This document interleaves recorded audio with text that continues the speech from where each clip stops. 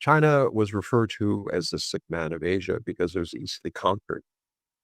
We had a few hundred troops who marched into Beijing and burned the Summer Palace. Right? They were able to force drugs onto China because their thirst for tea was such that they didn't want to pay for it in silver anymore.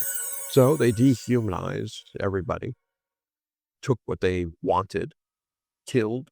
This was standard practice. And this wasn't just Japanese. The Japanese learned it from who? From the Europeans, from Americans. Take what you want, industrialize, have the better weapons. Guy with the better weapons wins.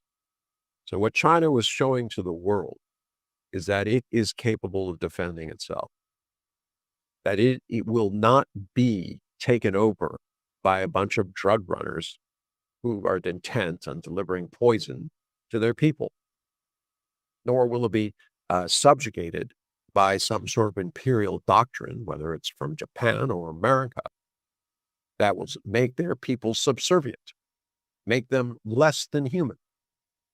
So very, very different messages depending on which side you're on.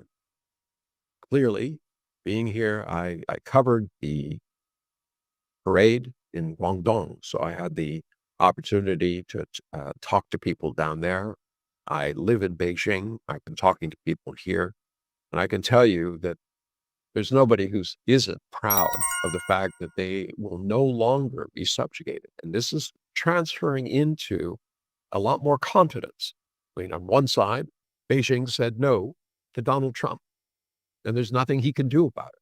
He needs those rare earths. He sends out threats on, every other couple of days saying, I'm going to put a 200% tariff on China unless they give me the magnets. I mean, I don't know does he think he's in a shop somewhere where he can threaten somebody, some sort of mafiosa type of thing?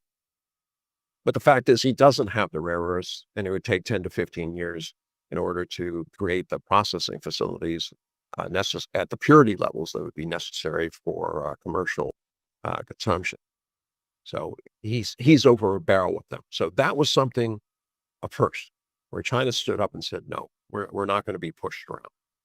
Then you have this military parade, where it's clear that militarily China won't be pushed around.